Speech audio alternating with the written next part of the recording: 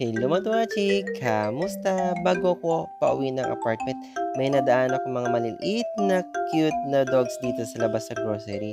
So iniwan sila dito sa labas ng grocery kasi nga bawal silang pumasok kasi wala silang diaper.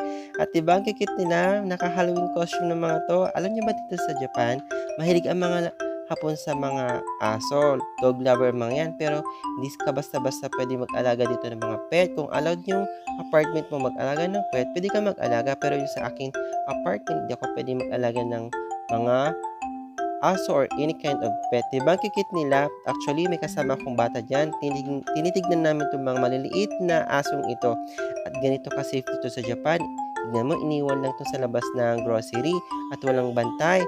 Itinali lang ng may-ari niyan dito sa labas ng grocery. Diba ang kikit nila?